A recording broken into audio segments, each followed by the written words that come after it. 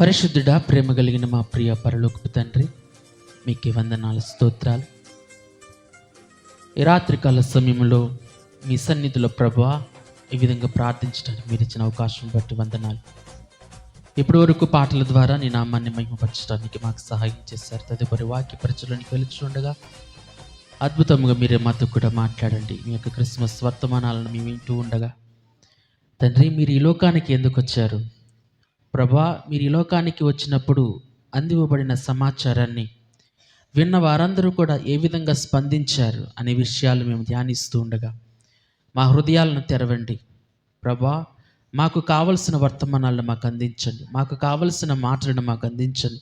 మా హృదయాలకు కావలసిన వాటిని మేము అందించుకొని ప్రభా, మేము మీ సన్నిధిలో ప్రభా నిష్కలంకమైన భక్తిని చేయటానికి మాకు సహాయం చేసి మమ్మల్ని నడిపించమని, మాలో ఉన్న ప్రతి విధమైన సందేహాలు తీసివేసి విశ్వాసముతో మేము ముందుకు వెళ్ళడానికి సహాయం చేయమని, ఏక వాక్యము ధారాళంగా రాకుండా అడ్డుపడే ప్రతి విధమైన సైతాను శక్తులను యేసుక్రీస్తు నామంలో లయపరుస్తున్నాం. పరిశుద్ధాత్ముడా, మీరు మాకు నాయకుడిగా ఉండండి తండ్రి. ప్రభా, వినగలిగిన చెవులను, గ్రహించగలిగిన మనసులను మా అందరికీ దయచేసి సమాధానముగా మీ యొక్క వాక్యమును ధ్యానించడానికి సహాయం చేసి మమ్మల్ని నడిపించమని, విశ్వాసములకు కర్తయు దాన్ని కొనసాగించువాడైన యేసుక్రీస్తు నామంలో అడిగి వేడుకొనుచు ప్రార్థిస్తున్నాము తండ్రి, ఆమేన్. లూకాసు వార్త మొదటి అధ్యాయము 26వ వచనం నుంచి నేను చదువుతున్నాను.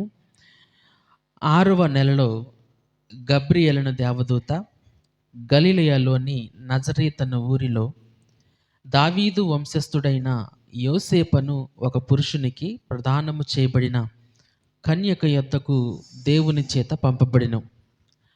ఆ కన్యక పేరు మరియా. ఆ దూత లోపలికి వచ్చి ఆమెను చూచి, దయాప్రాప్తురాలా, నీకు శుభము, ప్రభువు నీకు తోడై ఉన్నాడని చెప్పెను. ఆమె ఆ మాటకు బహుగా తొందరపడి ఈ శుభవచనం ఏమిటో అని ఆలోచించుకొనుచుండగా దూత, మరియా, భయపడకుము, దేవుని వలన నీవు కృప పొందితివి. ఇదిగో నీవు గర్భము ధరించి కుమారుని కని ఆయనకు యేసు అను పేరు పెట్టుదువు. ఆయన గొప్పవాడై సర్వోన్నతుని కుమారుడు అనబడును. ప్రభువైన దేవుడు ఆయన తండ్రి అయిన దావీదు సింహాసనమును ఆయనకిచ్చును. ఆయన యాకోబు వంశస్థులను యుగయుగములు ఏలును. ఆయన రాజ్యము అంతము లేనిదై ఉండునని ఆమెతో చెప్పెను. హల్లెలూయా. ఈ సమయంలో మనము ఈ యొక్క వాక్యాన్ని చదువుతున్నప్పుడు దేవదూత మరియ యొద్దకు వచ్చి పలికిన మాటలను మనము ఇప్పుడు చదువుకున్నాం.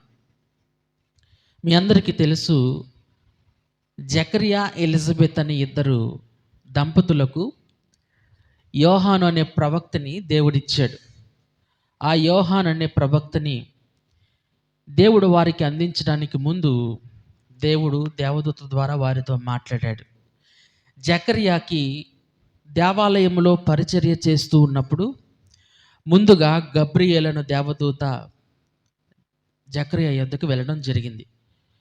అదే గబ్రియేలు దేవదూత మరలా 6 నెలల తరువాత కన్యక అయిన మరియ యొద్దకు రావడం జరిగింది. ఆ సమయంలో మరియ యోసేపుకి ప్రదానము చేయబడి ఉంది.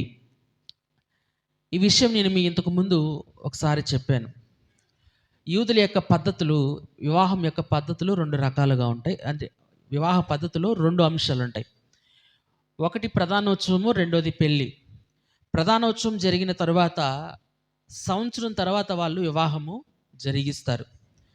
ఇక్కడ మరియా యోసేపుకి ప్రదానము చేయబడిన తరువాత పెళ్ళి కాక మునుపు వారు కన్యకగా, మరియ కన్యకగా ఉండి యోసేపు యవనస్తుడిగా ఉంటున్న సందర్భంలో గబ్రియేలును దేవదూత మరియ యొద్దకు వచ్చాడు.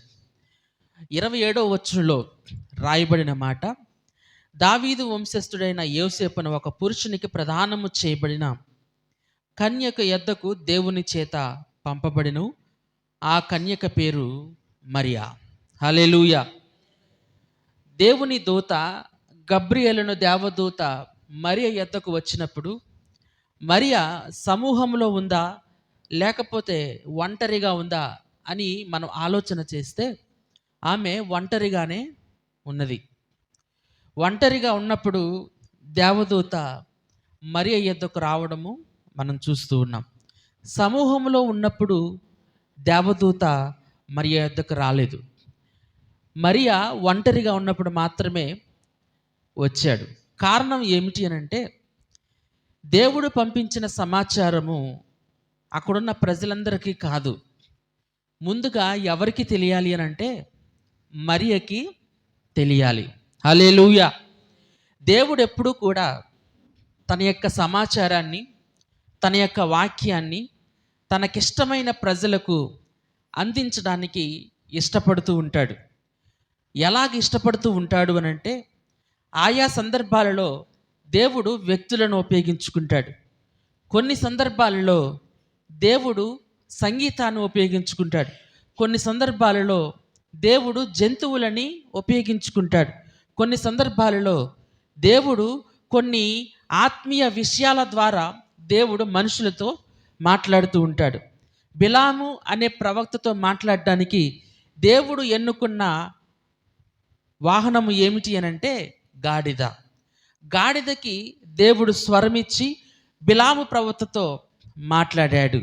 అలాగే మహాబలశూరుడైన గిద్యోనుతో మాట్లాడడానికి దేవుడు ఎవరిని పంపించాడు అని అంటే దేవదూతని పంపించాడు.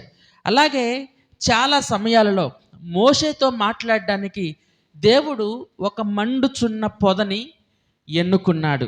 నేను ఈ విషయాలన్నీ ఎందుకని చెప్తున్నానంటే, దేవుడు మనుషులతో మాట్లాడడానికి ఇష్టపడుతూ ఉన్నాడు. హల్లెలూయా, హల్లెలూయా. ఆయన చెవులుండి వినలేనివాడు కాదు. ఆయన నోరుండి మాట్లాడలేనివాడు కాదు. ఆయన చేతులుండి పని చేయలేనివాడు కాదు. ఆయన కాళ్ళుండి నడవలేనివాడు కాదు. ఆయన ఆత్మస్వరూపుడై ఉన్నాడు. కానీ మనుషుడితో మాట్లాడడానికి ఆయన ఎలాగైనా సరే రాగలడు. ఆయన మనుషులతో ముచ్చటించడానికి, మనుషులతో స్నేహం చేయటానికి ఆయన ఎంత దూరమైనా సరే రావడానికి ఇష్టపడుతూ ఉన్నాడు. ఫిలిప్పీలకు రాసిన పత్రికలో మీరు గమనిస్తే ప్రభు అయిన యేసుక్రీస్తు దేవునితో సమానముగా ఉండుట విడిచిపెట్టకూడని భాగ్యమని ఎంచుకొనలేదు, కానీ తన్ను తానే రిక్తునిగా చేసుకున్నాడు. ఎంత రిక్తునిగా చేసుకున్నాడు అని అంటే, మనుషుల పోలికగా పుట్టి దాసుని స్వరూపమును ధరించి తనకంటూ ఏదీ లేకుండా శిలువ మరణం పొందినంతగా ఆయన తన్ను తాను తగ్గించుకున్నాడు. ఎందుకని తగ్గించుకున్నాడు?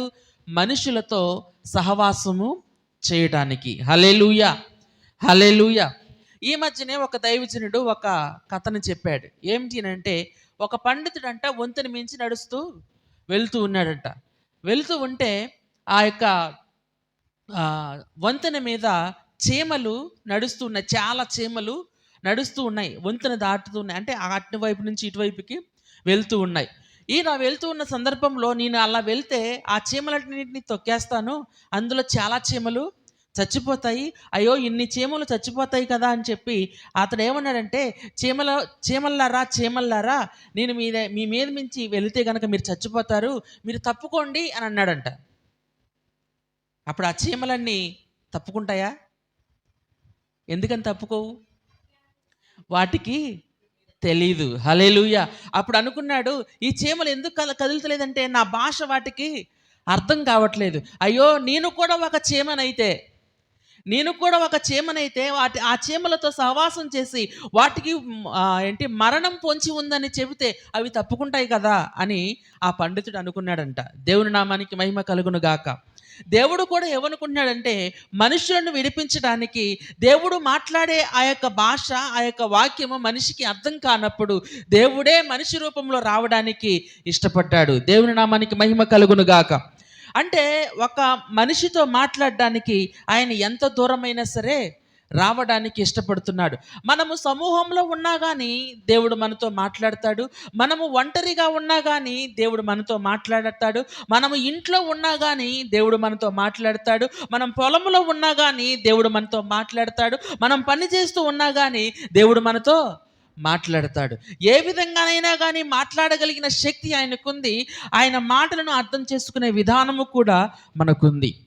ఇక్కడ మరియతో మాట్లాడడానికి దేవుడు దేవదూతని మరియ యొద్దకు పంపించాడు. ఎక్కడికి పంపించాడు అంటే ఒంటరిగా ఉన్నప్పుడు మరియకు మాత్రమే తెలియాల్సిన విషయాలను మరియతో మాట్లాడడానికి దేవుడు దేవదూతను మరియ యొద్దకు పంపించాడు. దేవుని నామానికి మహిమ కలుగును గాక. దేవుడు మనతో కూడా మాట్లాడటానికి ఇష్టపడుతూ ఉన్నాడు. దేవుడు మనతో కూడా మాట్లాడడానికి ఇష్టపడుతూ ఉన్నాడు. నాతో మాట్లాడటానికి ఇష్టపడుతూ ఉన్నాడు. మీతో మాట్లాడటానికి ఇష్టపడుతూ ఉన్నాడు. మీరు ఒంటరిగా ఉన్నప్పుడు మీతో మాట్లాడటానికి ఇష్టపడుతూ ఉన్నాడు. మీతో సహవాసం చేయడానికి ఆయన ఇష్టపడుతూ ఉన్నాడు. ఏ విధంగా ఆయన సహవాసం చేస్తాడు అనంటే, మీరు ఎక్కువగా దేనిలో అయితే నిలబడతారో, మీరు ఎక్కువగా ఎక్కడైతే పని చేస్తారో, మీరు ఎక్కువగా ఎక్కడైతే ఉండడానికి ఇష్టపడతారో ఆ సందర్భంలో ఆయన మాట్లాడడానికి మీ ముందుకి రావడానికి ఇష్టపడుతున్నాడు. దేవుని నామానికి మహిమ కలుగును గాక. సాధు సుందర్ సింగ్ అనే ఒక ఆయన ఉన్నాడు. ఆయన తన జీవితంలో బైబిల్ని కాలుతో తన్నిన వ్యక్తి. ఆయనకి యేసు ప్రభు అంటే అసలు ఇష్టము లేనే లేదు. అయితే ఒకానొక దినములో ఆయన సిక్కు మతస్థుడు, తన యొక్క మతములో బాగా జ్ఞానం ఉన్న వ్యక్తి. ఒకానొక దినములో ఒకానొక సమయంలో ఆయన చనిపోవడానికి ఇష్టపడ్డాడు. తనను తాను చంపుకోవడానికి ఇష్టపడ్డాడు. చచ్చిపోయే ముందు ఆయన దేవునితో మాట్లాడుతున్నాడు. దేవుడా, భగవంతుడా, నీవే గనక ఉంటే, నిజమైన దేవుడు నీవే గనక ఉంటే నాతో ఇప్పుడు మాట్లాడు అని చెప్పి ఆయన అన్నాడంట. అనగానే వెంటనే ఒక గొప్ప వెలుగు ఆయనకి కనిపించింది. ఆ వెలుగులో నుంచి ఆయన మాట్లాడాడు. ఇదిగో ఈ భూమిని, ఈ ఆకాశమును, ఈ సర్వ సృష్టిని సృష్టించిన వాడును నేనే అని చెప్పి ఆయన మాట్లాడుతూ, నేను ఈ లోకానికి యేసు ప్రభులాగా వచ్చాను, కానీ నువ్వు నన్ను కాదన్నావు అని చెప్పి ఆయనతో మాట్లాడడం జరిగింది. చాలా రోజుల క్రితం ఒక దైవజనుని యొక్క సాక్ష్యాన్ని నేను విన్నాను. ఏంటి అనంటే, ఆయన ఒక కమ్యూనిస్ట్ పార్టీకి చెందిన వ్యక్తి. అంటే దేవుడంటే నమ్మకం లేదు, దేవుడంటే వారికి ఇష్టం లేదు. అసలు ఏ దేవుడిని నమ్మరు, నాస్తికులు అంటారు. వారి యొక్క సిద్ధాంతాల కోసం వారు ఎంతో పోరాటాన్ని చేస్తారు. అటువంటి కమ్యూనిస్ట్ పార్టీకి సంబంధించిన వ్యక్తి ఆయన ఒకసారి తన కాలేజీ చదువుతున్న రోజుల్లో, తన కాలేజీకి వెళ్తూ ఉన్న సమయంలో ఆ మార్గమధ్యంలో ఒక పాట ఆయనకి వినిపించిందంట. ఏం పాట అది? ఆశ్చర్యమైన ప్రేమ. తెలుసా ఆ పాట? ఆశ్చర్యమైన ప్రేమ. మర్చిపోయాను నేను కూడా. హల్లెలూయా. దాంట్లో ఒక పాట ఉంటుంది, ఒక పదం ఉంటుంది. ఏమిటి అని అంటే, మరణమును జయించిన ప్రేమ. ఏం పాట అది? ఏం పదం అది? మరణమును జయించిన ప్రేమ అనే ఒక పదం ఉంటుంది. ఆ పదాన్ని పట్టుకున్నాడు ఆయన. హల్లెలూయా. ఆ పదము తన హృదయంలోనికి నాటబడింది. ఆ పదము తనకు పదే పదే వినిపిస్తూ ఉంది. మరణమును జయించిన ప్రేమ. మరణమును జయించడం ఏంటి ప్రేమ అని ఆలోచించడం మొదలుపెట్టాడు. ఆ తర్వాత ఆయన మారు మనసు పొందాడు. దేవుడా, నాతో మాట్లాడమని అడిగితే ఆ యేసు ప్రభు ఆయనతో మాట్లాడాడు. ఆయన ఇప్పుడు సేవ కూడా చేస్తున్నాడు. యూట్యూబ్లో మీరు పిఏ స్వామి గారు అని టైప్ చేస్తే ఆయన యొక్క మెసేజ్లు వస్తాయి. హల్లెలూయా.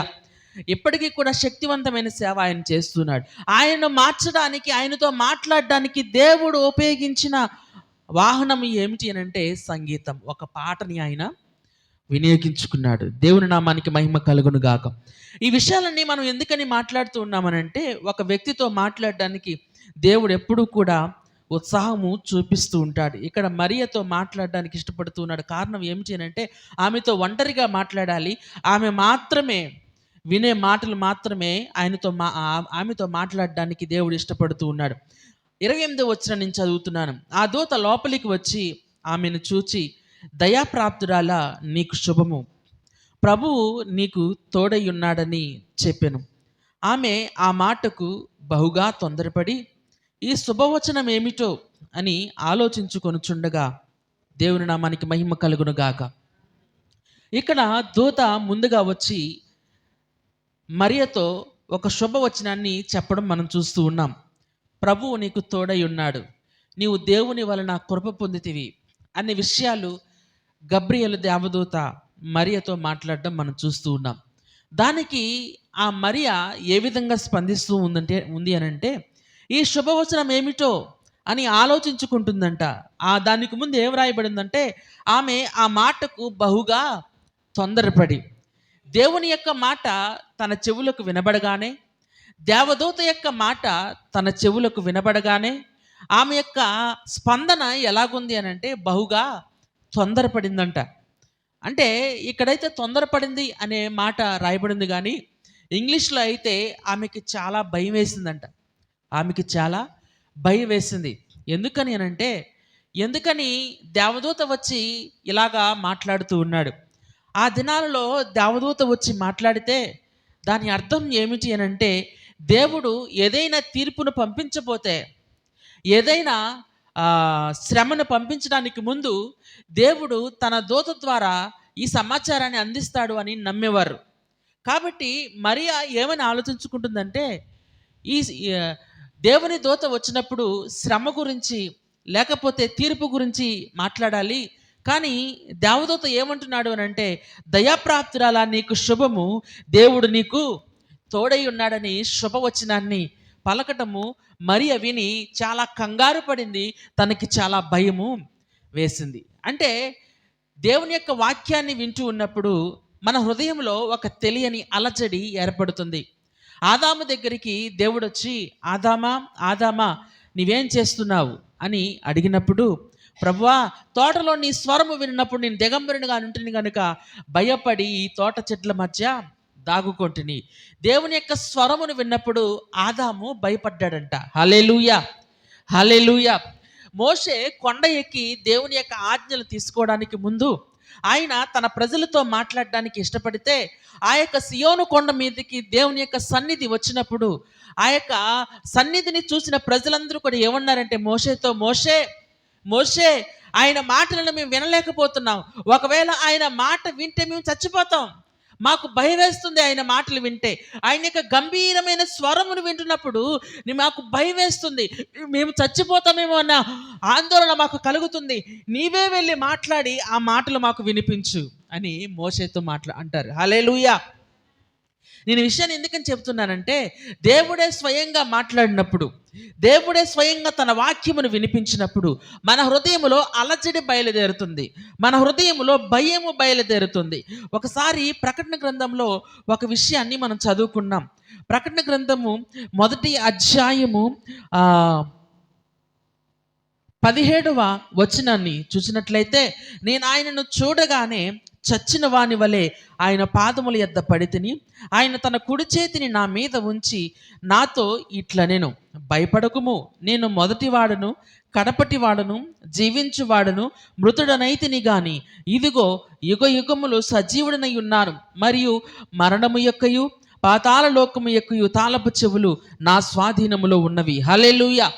ఇక్కడ ముందు వచనంలో మీరు గమనించినట్లయితే 17వ వచనంలో అక్కడ యోహాను ఏమని మాట్లాడుతూ ఉన్నాడు అని అంటే, ఆయనను చూడగానే నేను చచ్చిన వాని వలె ఆయన పాదముల యొద్ద పడిపోయాను. ఆయన యొక్క స్వరమును వినగానే, ఆయన యొక్క దర్శనమును చూడగానే యోహాను యొక్క పరిస్థితి ఏమిటి అనంటే, యోహాను యొక్క స్పందన ఏమిటి అనంటే, తాను తన హృదయంలో చచ్చిన వాని వలె అయిపోయాడు. తను ఆయన యొక్క పాదముల యొద్ద చచ్చిన వాని వలె పడిపోయాడు. దేవుని యొక్క వాక్యం యొక్క శక్తి ఏమిటి అని అంటే, ఆ యొక్క వాక్యము విన్నప్పుడు మన హృదయంలో అలజడి బయలుదేరుతుంది. మరి యొక్క హృదయంలో అలజడి బయలుదేరింది, మరి యొక్క హృదయంలో తొందరపాటు బయలుదేరింది. మరియా ఈ యొక్క శుభవచనం ఏమిటో అని తనలో తాను ఆలోచించుకుంటూ భయపడిపోతూ ఉంటే దూత మాట్లాడుతూ ఉన్నాడు 30వ వచనం నుంచి, మరియా భయపడకుము, దేవుని వల్ల నీవు కృప పొందితివి. ఇదిగో నీవు గర్భము ధరించి కుమారుని కని ఆయనకు యేసు అను పేరు పెట్టుదువు. ఆయన గొప్పవాడై సర్వోన్నతుని కుమారుడు అనబడును. ప్రభు అయిన దేవుడు ఆయన తండ్రి అయిన దావీదు సింహాసనమును ఆయనకిచ్చును. ఆయన యాకోబు వంశస్థులను యుగయుగములు ఏలును. ఆయన రాజ్యము అంతము లేనిదై యుండునని ఆమెతో చెప్పెను. అందుకు మరియా, నేను పురుషుని ఎరగని దాననే, ఇది ఎలాగూ జరుగునని దూతతో అనగా. ఇక్కడ మనం గమనించినట్లయితే దేవుని దూత యేసు ప్రభు యొక్క జన్మము గురించి మాట్లాడుతూ ఉన్నాడు. నీవు గర్భవతి అయి కుమారుని కంటావు, అతనికి యేసు అని పేరు పెడతావు. అతడు గొప్పవాడై సర్వోన్నతుని కుమారుడు అనబడును అనే మాటలు ఇక్కడ రాయబడి ఉంది. సర్వోన్నతుని కుమారుడు అనంటే దేవుని యొక్క కుమారుడు. ఇక్కడ మీరు గమనించాలి, ఇంగ్లీష్లో ఏమని రాయబడి ఉందంటే దేవుని యొక్క కుమారుడు అని ఆయన పిలువబడతాడు. దేవుని నామానికి మహిమ కలుగును గాక.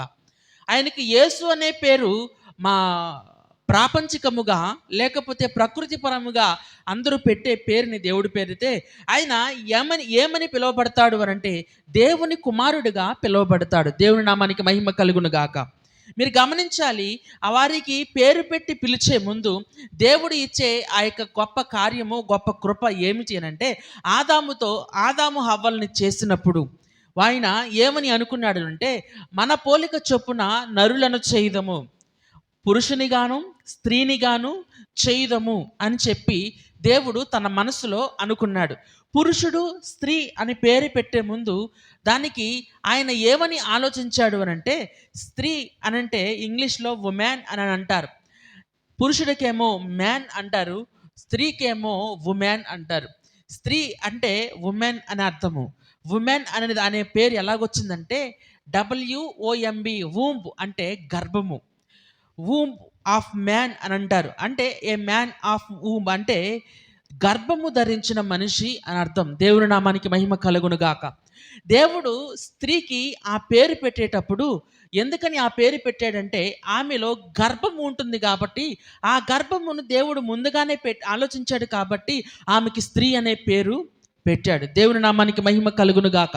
అదేవిధంగా పురుషుడికి పురుషుడు అనే పేరు ఎందుకు పెట్టాడు అని అంటే పురుషము అనే పదాన్ని మీరు ఎప్పుడైనా గమనిస్తే పౌరుషం అని అంటారు. నీకు పౌరుషం ఉందా అని అంటారు. ఆ పదం నుంచి వచ్చిందే పురుషుడు అనే పదము. పురుషము అనంటే బలము అని అర్థం. అంటే పురుషుడు బలము కలిగిన వాడు, పురుషుడు బలము కలిగిన వాడు, స్త్రీ గర్భము కలిగినది. అంటే మీరు గమనించాలి, పురుషుడు స్త్రీ అని పెట్టడానికి ముందే వారి యొక్క పనులు అవి తెలియచేస్తూ ఉన్నాయి. దేవుని నామానికి మహిమ కలుగును గాక. అంటే పేరు పెట్టడానికి ముందే వారి యొక్క పనులను నిర్ణయించాడు.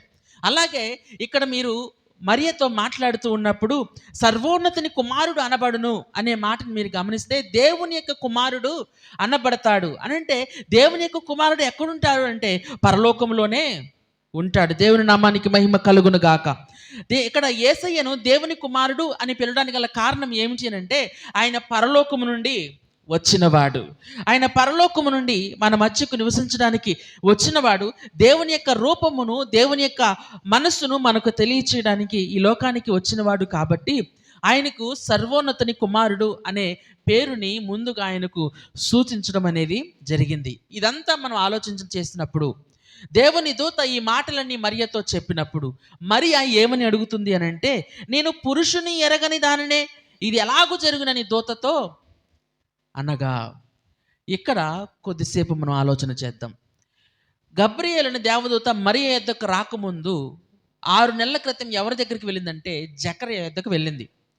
జకర్యా దేవాలయంలో ధూపం వేస్తూ ఉన్నప్పుడు ఆ బలిపీఠం ప్రక్కన దేవుని దూత అతనికి ప్రత్యక్షమయ్యాడు. ఏమన్నాడు అని అంటే జకర్యా, నీకు ఈ ముసలి వయసులో దేవుడు నీకు ఒక కుమారుణ్ణి ఇవ్వబోతున్నాడు. అతడు ఏలియా యొక్క ఆత్మయు శక్తియు గలవాడై ఆయనకు ముందుగా వెళ్ళొచ్చు, నీకు సంతోషమును మహా ఆనందమును కలుగచేయును అని ఆయనతో మాట్లాడతాడు. హల్లెలూయా. జకర్యాకి అప్పటికే చాలా ముసలి వయసు వచ్చేసింది. జకర్యా ఎలిజబెత్ ఇద్దరు కూడా బాగా వృద్ధులైపోయారు. అప్పటికి వాళ్ళు పిల్లలు లేరు వాళ్ళకి. వారి పిల్లల గురించి ఎప్పుడూ అడగలేదు. అయితే జకర్యా దగ్గరికి దేవుని దూత వచ్చి ఈ మాట చెబుతూ ఉన్నప్పుడు జకర్యా అంటాడు, ప్రభువా ఇది నాకెలాగూ తెలియను, నేను ముసలివాడనే, నా భార్య బహుకాలము గడిచినదని ఆ దూతతో చెప్పినప్పుడు ఆ దూత ఏమంటాడంటే నీవు ఈ విషయాన్ని నమ్మలేదు కాబట్టి ఆ కుమారుడు పుట్టి పెరిగేంత వరకు కూడా నీ యొక్క స్వరము మూయబడుతుంది, నువ్వు మాటలాడక మౌనిగా ఉండిపోతామని అక్కడ తీర్పును ప్రకటించి దేవుని దూత వెళ్ళిపోతాడు. హల్లెలూయా. జకర్యా మీదకి దేవుని తీర్పు ఎందుకు వచ్చింది? జకర్యా మీదకి దేవుని హస్తం బలంగా ఎందుకు వచ్చింది? అతని యొక్క మాటని మా దేవుడు మౌనంగా మార్చడానికి గల కారణం ఏమిటి అని అంటే, జకర్యా అడుగుతాడు, ప్రభువా ఇది ఎలాగ జరుగుతుంది?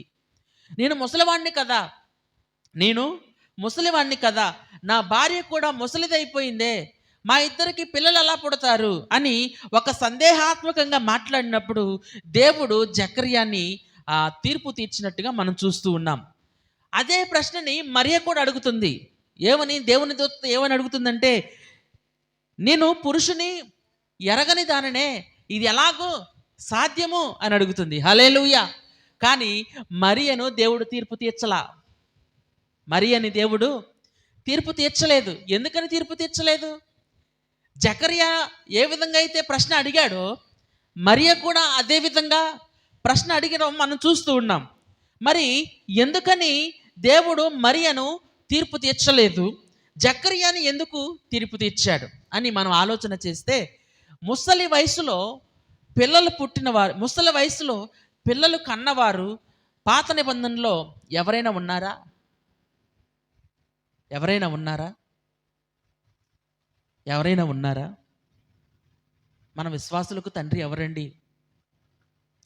అబ్రహాంకి ఎన్ని సంవత్సరాల వయసులో పిల్లలు పుట్టారు? 100 సంవత్సరాల వయసులో పిల్లలు పుట్టారు కదా. ప్రైజ్ ది లార్డ్, హల్లెలూయా. అలాగే సమూయేలు యొక్క తల్లి అయిన ఎవరు? హన్నా. చాలా రోజులు, చాలా సంవత్సరాలు తన పిల్లలు లేకపోతే దేవుని సన్నిధిలో ప్రార్థన చేసినప్పుడు దేవుడు సమూయేలు అనే ప్రవక్తని తనకి ఇవ్వడం మనం చూస్తూ ఉన్నాం. హల్లెలూయా.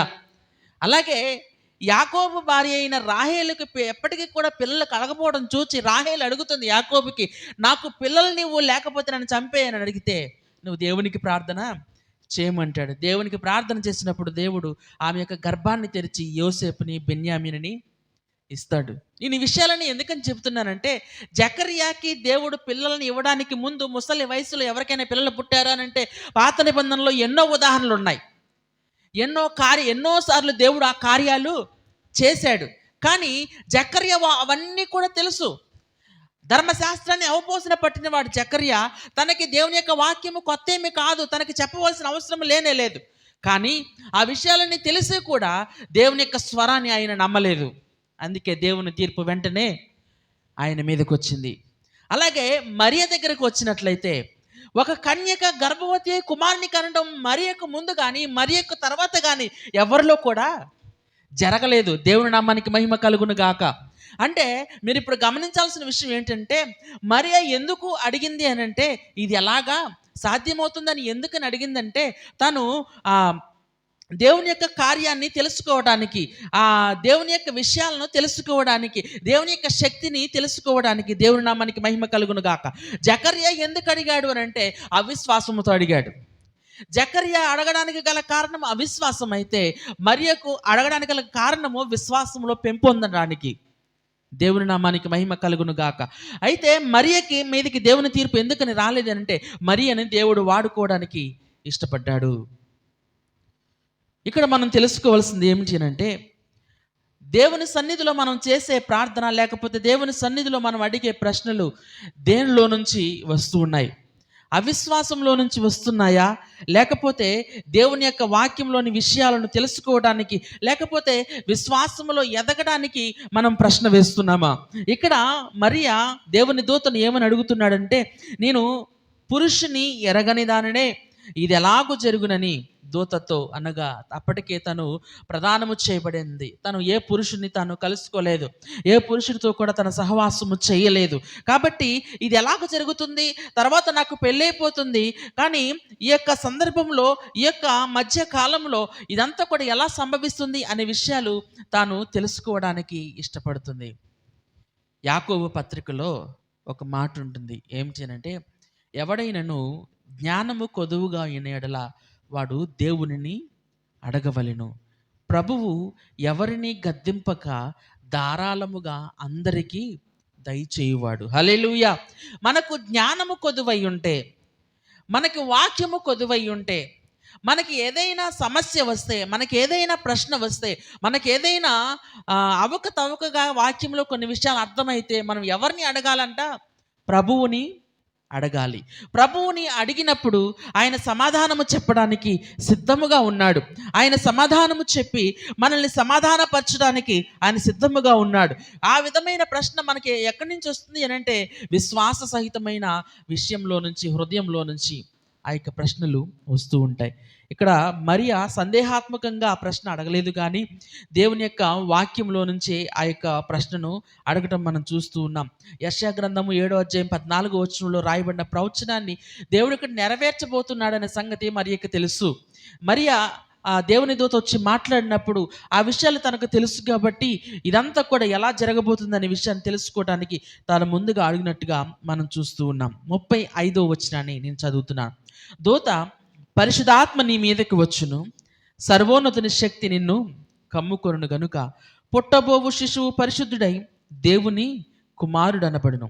మరియు నీ బంధువురాలు ఎలిజబెత్ కూడా తన వృద్ధాప్యమందు ఒక కుమారుని గర్భము ధరించి ఉన్నది. గొడ్రాలు అనబడిన ఆమెకు ఇది 6వ మాసము. దేవుడు చెప్పిన ఏ మాట అయినను నిరర్ధకము కానేరదని ఆమెతో చెప్పెను. హల్లెలూయా. ఇక్కడ దేవుని దూత మరియకు సమాధానము చెబుతూ ఏమంటున్నాడంటే, పరిశుద్ధాత్మ యొక్క శక్తి నీ మీదకి వస్తుంది, సర్వోన్నతుని యొక్క శక్తి నిన్ను కమ్ముకుంటుంది. ఆ సమయంలో పుట్టబోవు శిశువు పరిశుద్ధుడై దేవుని కుమారుడు అనబడతాడు. ఇక్కడ మనం గమనించినట్లయితే పరిశుద్ధాత్మ నీ మీదకి రావడం అని అంటే పరిశుద్ధాత్ముడే, పరలోకంలో పనిచేసే పరిశుద్ధాత్ముడే. ఆయనే మరియ దగ్గరికి, మరియలోకి రావటము జరుగుతుంది. అదేవిధంగా సర్వోన్నతుని శక్తి నిన్ను కమ్ముకొనును.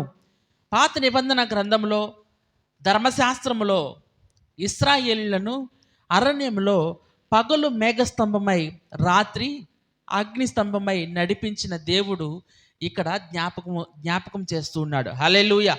దూత యొక్క విషయంలో ఉన్న అర్థం ఏమిటి అని అంటే, దూత చెబుతున్న విషయంలో ఉన్న అర్థం ఏమిటి అని అంటే, సర్వోన్నతుని శక్తి అని అంటే దాని అర్థము ఇశ్రాయేలులను పగలు మేఘస్తంభమై రాత్రి అగ్నిస్తంభమై నడిపించిన ఆ శక్తి నీ మీద కమ్ముకొనును. హల్లెలూయా.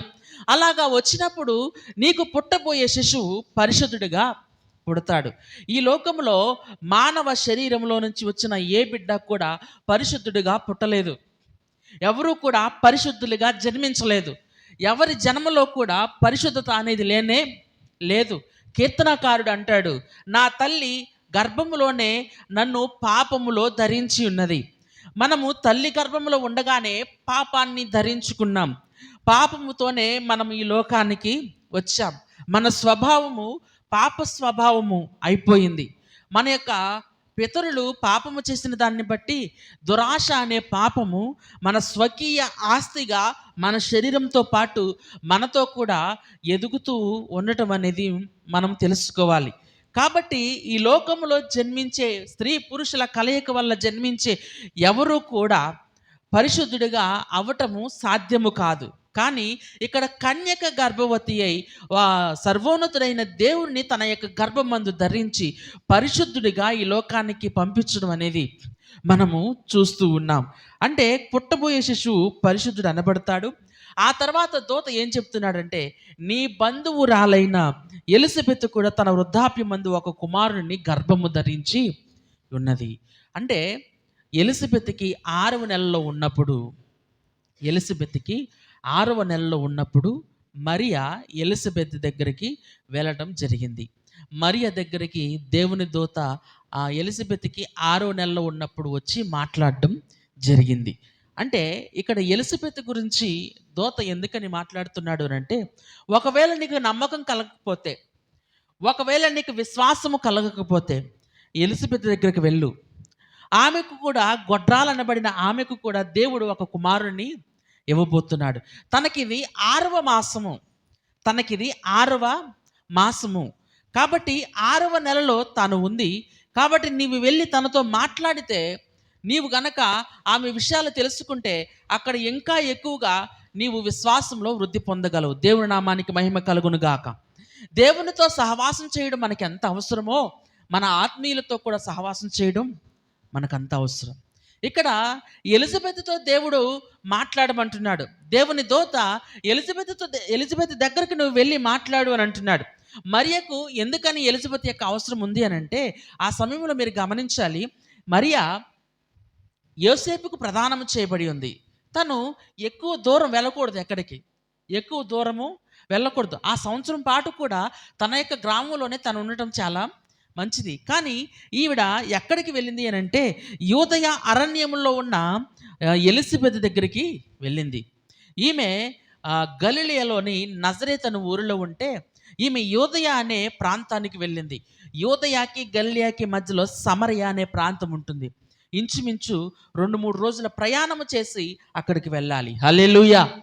అంటే మీరు గమనించాలి, దేవుని దూత ఏదైతే చెప్పాడో, దేవుని దూత ఏదైతే చెప్పడానికి ఇష్టపడ్డాడో, ఆ మాటలన్నీ కూడా పాటించడానికి మరియ ఏమాత్రం కూడా వెనకంజ వేయలేదు.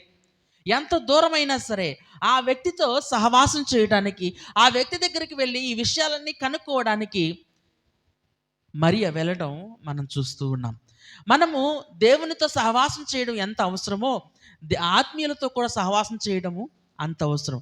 మన యొక్క సాక్ష్యాన్ని ఎదుటివాడితో పంచుకోవడం ఎంత అవసరమో, ఎదుటివాని యొక్క సాక్ష్యాన్ని కూడా మనం వినడం అంత అవసరం. ప్రభువు ఈ లోకంలో పరిచర్య చేస్తున్నప్పుడు ఆయన తన శిష్యుల్ని ఇద్దరిద్దరినిగా ఏర్పరిచి పరిచర్యకు సువార్తకు పంపించాడు. కారణం ఏమిటి అంటే, ఒకవేళ ఒక అతను మాట్లాడుతూ ఉంటే ఇంకొక అతను ఆ మాట్లాడుతున్న వ్యక్తి గురించి ప్రార్థన చేస్తాడు. హల్లెలూయా. ఒకేసారి ప్రార్థన జరుగుతుంది, ఒకేసారి వాక్యము కూడా వెదజల్లబడుతుంది. ఒకవేళ ఒక వ్యక్తి పడిపోతే రెండో వ్యక్తి ఆ వ్యక్తిని తిరిగి లేపుతాడు అనే విషయాలను ఆయన క్రోడీకరించి వారితో చెప్పి ఇద్దరిద్దరినిగా పంపించి ఆ సువార్తను వ్యాపింపచేయడం మనం చూస్తూ ఉన్నాం. పేతురు, యోహానులు వీరిద్దరూ కూడా కలిసి సువార్తకు వెళ్ళేవారు కాబట్టే అపోస్తుల కార్యంలో ఎక్కువగా పేతురు, యోహానుల యొక్క పరిచర్యను మనం చూస్తూ ఉంటాం. హల్లెలూయా. అంటే ఈ విషయాన్ని నేను ఎందుకని చెబుతున్నానంటే, కేవలము దేవుని యొక్క వాక్యాన్ని చదవడం మాత్రమే కాదు మనం చేయాల్సింది, ఆత్మీయులతో కూడా సహవాసం మనం చేయాలి. ఎప్పుడూ కూడా నేను ఒక సాక్ష్యాన్ని చెప్పేవాడిని. ఏమిటి అని అంటే, ఒక తల్లిదండ్రులు ఇద్దరు వచ్చి పాస్టర్ గారితో అంటున్నారు, అయ్యా మా అబ్బాయి ఈ మధ్య చర్చికి రానంటున్నాడు, ఎందుకనో తెలీదు, మీరు వచ్చి ఒకసారి మాట్లాడాలంటే నేను ఒకసారి వచ్చి మాట్లాడతాను అని చెప్పి ఆయనతో ఆ యవనస్తుతో మాట్లాడడానికి ఇంటికి వెళ్ళాడు. ఇంటికి వెళ్తే ఆ యవనస్తుడు చెబుతున్నాడు, అయ్యా యేసు ప్రభు నాకు కనబడ్డాడు, యేసు ప్రభు నాకు కనబడ్డాడు, నువ్వు చర్చికి వెళ్ళాల్సిన అవసరం లేదు, చర్చిలో ఎవరూ కూడా మంచోళ్ళు లేరు, చర్చిలో సరైన వాక్యము వినిపించట్లేదు, చర్చిలో నీకు అవసరమైంది ఏదీ లేదు, నువ్వు ఇంటికాడే ఉండు, నేను నీతో మాట్లాడతాను, మన ఇద్దరం సహవాసం చేద్దామని చెప్పి యేసయ్య నాతో అన్నాడండి అని చెప్పి ఆయన అంటున్నాడంట. అంటే బాబు యేసయ్య ఎలాగున్నాడు అనే విషయాన్ని అడిగితే, అయ్యా ఆయన చాలా ఎత్తున్నాడు, విరబూసిన జుట్టు ఆయనకి ఉంది, ఆయన నిలువు అంగీని ధరించుకున్నాడు, ఆయన గొప్ప వెలుగును ధరించుకుని ఉన్నాడు, అన్నీ బాగానే ఉన్నాయి కానండి ఆయన కళ్ళే పైకి చూస్తున్నాడు పద్దాగా అన్నాడంట. ఆయన కళ్ళు ఎలా చూస్తున్నాడంట, పైకి చూస్తున్నాడంట. అప్పుడు ఆ పాస్టర్ గారు అన్నారంట, బాబు అది యేసు ప్రభు కాదు, యేసు ప్రభు రూపంలో వచ్చిన వెలుగుదూత, సాతాను తానే వెలుగుదూతలాగా వచ్చి కొందరితో మాట్లాడుతూ ఉంటాడు, అది వచ్చినప్పుడు సాతానా వెళ్ళిపో అని ప్రార్థన చేయి, వెంటనే వెళ్ళిపోద్ది అని చెప్పాడంట. దేవుని నామానికి మహిమ కలుగును గాక. ఇదంతా నేను ఎందుకని చెబుతున్నానంటే, దేవుని వాక్యం ఎప్పుడూ కూడా చర్చికి వెళ్ళొద్దని చెప్పదు, దేవుని యొక్క వాక్యం ఎప్పుడూ కూడా ఎదుటి వ్యక్తితో సహవాసం చేయొద్దని ఎప్పుడూ కూడా చెప్పదు. దేవుని యొక్క వాక్యంలో ఆ విషయాలు లేవు. చాలామంది ఏమంటారు అంటే, నేను బైబిల్ చదువుకు నేను ఇంట్లోనే ఉంటాను, ఏముంది, ఈ రోజున టీవీలో వాక్యాలు రావట్లేదా, ఈ రోజున టీవీలో దైవజనులు వాక్యాలు చెప్పట్లేదా, ఎన్ని వాక్యాలు రావట్లేదు, ఎంతమంది లైవ్ ఇవ్వట్లేదు అని చెప్పేసి చాలామంది ఇంటి దగ్గరే ఆరాధనలు చూసుకునే వాళ్ళు చాలామంది ఉన్నారు. కాకపోతే ఒక విషయం మనం గమనించాలి, మనము ఇంటిలో ఉండి ఒకవేళ అటువంటి వాటికి మనము అలవాటు పడితే, మనకి ఒంట్లో బాగోనప్పుడు లేకపోతే మనకి ఆత్మీయ అవసరతలు ఉన్నప్పుడు ఎవరు వచ్చి ప్రార్థన చేస్తారు? దైవజనులు వచ్చి ప్రార్థన చేస్తారు. మరి టీవీలో ఉండే ప్రసంగి కూడా వస్తాడా? రాలేడు. హైదరాబాద్లో ఒక పెద్ద సంఘం ఉంది, హైదరాబాద్లో ఒక పెద్ద సంఘం ఉంది. ఇంచుమించు 2 లక్షల మంది విశ్వాసులు అక్కడికి వెళ్తారు. ఆ 2 లక్షల మంది విశ్వాసుల్లో ఎవరైనా తమ ఇంట్లో చనిపోతే ఆ యొక్క సమాధి కార్యక్రమం చేయడానికి ఆ పాస్టర్ గారు రారు. ఆ పాస్టర్ గారు రారు. ఎందుకని? ఆయనకి చాలా బిజీగా ఉంటాయి కాబట్టి. ఆ 2 లక్షల మందికి కూడా ఆయన ఒక్కడే పాస్టర్ గారు. ఇంకా ఎవరిని కూడా పాస్టర్ గారిని ఏర్పరచలేదు. అంటే సహవాసానికి దూరం చేస్తున్నారు ఈ మధ్యన సేవకులు చాలామంది. దేవుని నామానికి మహిమ కలుగును గాక. నేనెప్పుడు కూడా చెప్పేది ఏమిటి అంటే, మీరు ఎంత దూరం వెళ్ళినా, మీరు ఎక్కడ ఉన్నా, మీరు ఏ పరిస్థితిలో ఉన్నా, ఆదివారం మాత్రము ఏదైనా సరే ఏదో ఒక చర్చికి వెళ్ళి సహవాసంలో పాల్గొనండి. సహవాసంలో మనం దూరం అయిపోతే మనం తప్పిపోయిన గొర్రెల్లాగా తప్పిపోతూ ఉంటాం. మన ఆలోచనలే మనల్ని నడిపిస్తూ ఉంటాయి. ఇక్కడ దేవుని దూత మరియతో ఏమంటున్నాడంటే, నువ్వు విశ్వాసంలో పెంపొందాలంటే ఎలిజబెత్ దగ్గరికి వెళ్ళు. ఎలిజబెత్కు కూడా దేవుడు మాట్లాడి, దేవుడు ఒక వర్తమానాన్ని పంపి ఆమెకు కూడా ఒక కుమారుని అనుగ్రహించడానికి ఇష్టపడుతున్నాడు. ఆమె యొక్క సాక్ష్యాన్ని వింటే ఇంకా విశ్వాసంలో నువ్వు బలపడతావు అనే విషయాలు చెప్పినప్పుడు వెంటనే ఆమె ఏం చేసిందంటే, వెంటనే ఎలిజబెత్ దగ్గరికి వెళ్ళడానికి ఇష్టపడింది. 38వ వచనం, అందుకు మరియా, ఇదిగో ప్రభువు దాసురాలను, నీ మాట చొప్పున నాకు జరుగునుగాక అనెను. అంతటా దూత ఆమె యొద్ద నుండి వెళ్ళెను. ఆ దినముల యందు మరియ లేచి యూదా ప్రదేశంలోని కొండసీమల్లో ఉన్న ఒక ఊరికి త్వరగా వెళ్ళి జకర్యా ఇంటిలో ప్రవేశించి ఎలిజబెత్కు వందనము చేసెను. ఎలిజబెత్ మరియ యొక్క వందన వచ్చిన వినగానే ఆమె గర్భంలో శిశువులు గంతులు వేసెను. అంతటి ఎలిజబెత్ పరిశుద్ధాత్మతో నిండుకున్నది బిగ్గరగా ఇట్లనెను, హల్లెలూయా. వెంటనే మరియ ఏం చేసిందంటే, ఆ దినముల్లో ఆమె ఎలిజబెత్ దగ్గరికి వెళ్ళడానికి నిర్ణయించుకుంది. ఇంతకీ ఆమె ఒంటరిగా వెళ్ళిందా, జంటగా వెళ్ళిందా? మనం ఆలోచన చేస్తే ఆమె ఒంటరిగానే వెళ్ళింది. ఎందుకంటే దేవుడు తెలియచేసిన అంశము ఆమెకు మాత్రమే సంబంధించింది. ఒకవేళ ఆ అంశాన్ని ఎవరితోనైనా పంచుకోవాలి అంటే కనీసం తన కన్న తండ్రితో కూడా పంచుకోనే లేని విషయం ఇది. కనీసము తనకు కాబోయే భర్తతో కూడా పంచుకోలేని విషయం ఇది. ఎవరితో కూడా చెప్పలేని విషయం ఇది. ఎవరు అర్థం చేసుకుంటారంటే తన యొక్క విషయాన్ని ఎలిజబెత్ మాత్రమే అర్థం చేసుకోగలదు. అందుకనే ఎలిజబెత్ ఎక్కడుందో అక్కడ దాకా వెళ్ళడానికి తాను ఇష్టపడింది.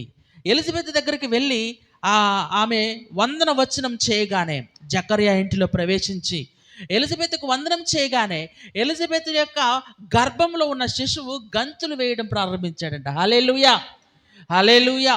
అంటే బాప్తిస్మిచ్చి యోహాను లోపల ఉండగానే ప్రభు యొక్క స్పర్శని మరియ ద్వారా తనను గమనించడం మనం చూస్తూ ఉన్నాం. ఎంత గొప్ప విషయం! ఒక శిశువు గర్భంలో ఉండగా అటువంటి జ్ఞాపకం ఎవరికైనా ఉంటుందా? నేను సండే స్కూల్లో ఒకటి చెప్పాను. మీకు మీ తల్లి గర్భంలో ఉండగా ఏం జరిగిందో మీకు తెలుసా అని అంటే వాళ్ళందరూ చెప్పారు, మాకు తెలీదు. మాకు 5 సంవత్సరాల లోపు మీకు ఏం జరిగిందో మీకు తెలుసా? మాకు తెలియదు. 5 సంవత్సరాల తర్వాతే ఏదైనా కొద్దిగా జ్ఞాపకం ఉంటుంది. కానీ బైబిల్లో ఒక వ్యక్తి ఉన్నాడు. ఆయన ఎవరు అని అంటే బాప్తిస్మిచ్చి యోహాను. తల్లి గర్భంలో ఉండగానే ఆయన ప్రభువుని చూచాడు. దేవుని నామానికి మహిమ కలుగును గాక. ఆయన తల్లి గర్భంలో ఉండగానే ప్రభువుని ఆయన గమనించాడు. తల్లి గర్భంలో ఉండగానే ఆయన ప్రభు యొక్క స్పర్శని గమనించడం మనం చూస్తూ ఉన్నాం. అంటే ఇక్కడ విషయాలన్నీ చూసినప్పుడు మరియలో విశ్వాసము పెంపొందింది. మరియ ఎలిజబెత్ దగ్గర ఎన్ని రోజులు ఉందో తెలుసా? 56వ వచనాన్ని చదువుతున్నాను. అంతటా మరియ ఇంచుమించు 3 నెలలు ఆమెతో కూడా ఉండి పిమ్మట తన ఇంటికి తిరిగి వెళ్ళెను. ఎన్ని రోజులు ఉంది అంటే 3 నెలలు ఉంది. అప్పటికి ఎలిజబెత్కి మరియ వచ్చేటప్పటికి ఎన్నో మాసం అంటే 6వ మాసం. ఎన్ని నెలలు ఉందంటే 3 నెలలు ఉంది. అంటే 9వ నెల వరకు. ఇంతకీ యోహాను పుట్టిన తర్వాత వెళ్ళిందంటారా, పుట్టకముందు వెళ్ళిపోయిందంటారా మరియా? ఖచ్చితంగా యోహాను పుట్టిన తర్వాత వెళ్ళి ఉంటుంది. ఎందుకనంటే ఆమె ఇక్కడ యూదుల యొక్క రచనలు ఎలాగుంటాయి అంటే, దీని తర్వాత యోహాను పుట్టడం గురించి రాశారు. యూదుల యొక్క రచనలు ఎలాగుంటాయి అంటే, ఒక సందర్భాన్ని మొదలు పెడితే అది పూర్తిగా అవజేసిన తర్వాత ఇంకొక సందర్భంలోనికి వెళ్తారు. ఒక సందర్భం జరుగుతుండగా ఇంకొక సందర్భం మొదలవుతుంది, కానీ అది రాయరు యూదులు. ఒక సందర్భం జరుగుతూ ఉండగా ఇంకొక సందర్భం మొదలైతే దాన్ని రాయరు. ఒక సందర్భాన్ని రాస్తే అది అయ్యేంత వరకు రాసి ఆ మధ్యలో మొదలైన ఆ సందర్భాన్ని దాని తర్వాత రాస్తారు. హల్లెలూయా. ఇక్కడ కూడా అలాగే రాశారు. మరియా 3 నెలలు కూడా అక్కడ ఉంది. ఆ యోహాను జన్మించేంత వరకు కూడా అక్కడ ఉంది. యోహానుకి పేరు పెట్టేంత వరకు కూడా అక్కడ ఉంది. జకర్యాకు మాట వచ్చేంత వరకు కూడా అక్కడే ఉంది. హల్లెలూయా. ఆ తర్వాతే తాను తిరిగి తన నజరేతు అనే ఊరికి వెళ్ళడం అనేది మనం చూస్తూ ఉన్నాం. ఇక్కడ నేను ఎందుకని ఈ విషయాన్ని చెబుతున్నానంటే, ఎలిజబెత్ దగ్గరికి వెళ్ళి 3 నెలల పాటు సహవాసం చేసి తన విశ్వాసంలో పెంపొందింది. అందుకనే ఎంతటి కష్టమైన, ఎంతటి బాధ అయినా సరే యేసు ప్రభుని తన గర్భంలో ధరించి ఆ యొక్క అవమానాలన్నీ పొందటానికి తనని చేయించుకుంది. అంత విశ్వాసంలోనికి తను ఎందుకు వెళ్ళింది అని అంటే, ఒకటి దేవునితో సహవాసం చేసింది, రెండోది ఆత్మీయులతో సహవాసము చేసింది. మనమందరం కూడా అలాగ ఉండాలి అని ఈ రోజున ఈ యొక్క క్రిస్మస్ వర్తమానం ద్వారా దేవుడు మనతో మాట్లాడుతూ ఉన్నాడు. దేవునితో సహవాసం చేయండి, దేవునితో ప్రతి దినము కూడా మీరు మాట్లాడడానికి ఇష్టపడండి. ఆ తదుపరి ఆత్మీయులతో కూడా సహవాసము చేయండి. మీ యొక్క సహవాసము సంఘము అభివృద్ధి పొందడానికి కారణమవుతుంది. దేవుడు గొప్ప కార్యాలు చేయడానికి ఇష్టపడుతూ ఉంటాడు. ఈ కొద్ది మాటలు దేవుడు దీవించునుగాక. అందరూ కూడా మోకరించండి, ప్రార్థన చేసుకుందాం. దేవా, మీకు వందనాలు అయ్యా. మరియ యొక్క స్వభావాన్ని ఈరోజు ధ్యానించడానికి మాకు సహాయం చేశారు ప్రభువా. ఎంత గొప్ప విధేయతను కలిగి ఉంది మరియా. తను ఒంటరిగా దేవుని దూతను చూచినప్పుడు తను భయపడింది, కానీ తిరిగి దేవుని దూతతో మాట్లాడడానికి తను వెనుకాడలేదు. మీ యొక్క సమాచారాన్ని విన్న మరియా సంతోషముతో ప్రభువా యొక్క సమాచారాన్ని స్వీకరించింది. సంతోషముతో ప్రభువా యొక్క వాక్యాన్ని అంగీకరించింది. దేవా, మేము కూడా అట్టి వారిగా ఉండడానికి సహాయం దయచేయండి. ఈ రాత్రికాల సమయంలో ప్రభువా, ఈ యొక్క వాక్యము ద్వారా మీరు మాతో కూడా మాట్లాడారు ప్రభువా. మా హృదయాలు కూడా తండ్రి మీ యొక్క వాక్యము కొరకు ఎదురు చూచే వారముగా మేమందరూ కూడా ఉండటానికి సహాయము చేయండి ప్రభు. మీరు పరలోకము నుంచి పంపిన తండ్రి ఆ యొక్క సమాచారమును మేము విని దానికి విధేయత చూపించేవారుగా, మరి అలాగా విశ్వాసములో పెంపొందేవారుగా ఉండడానికి సహాయము దయచేయండి. మరి ఆ ఎలిజబెత్తో సహవాసము చేసి బాప్తిస్మిచ్చే యొక్క యోహాను యొక్క జననం వరకు ఎలిజబెత్తో కూడా ఉండడానికి మీరు కృప చూపించారు. అట్టి కృప మా అందరికీ దయచేయండి. ఇదిగో ఆత్మీయ సహవాసములో మేము ఎదగడానికి దేవ సహాయము దయచేయండి. ఆత్మీయ సహవాసములో వృద్ధి పొందడానికి దేవ సహాయం చేయండి ప్రభు. నీ కృప చూపించండి అయ్యా. నీకు శక్తి చేత మమ్మల్ని నడిపించండి తండ్రి. మాలో నిద్రాణ అవస్థలో ఉన్న ఆత్మీయతను తిరిగి మేల్కొల్పండి. ఎండిన ఎముకలు ఏ విధంగా అయితే మహాసైన్యముగా మీరు మార్చారో మీ యొక్క స్వరము ద్వారా, మీ యొక్క వాక్యము ద్వారా మమ్మల్ని కూడా తండ్రి మీ కొరకు పనిచేసే మహాయోధులుగా మార్చండి ప్రభువా.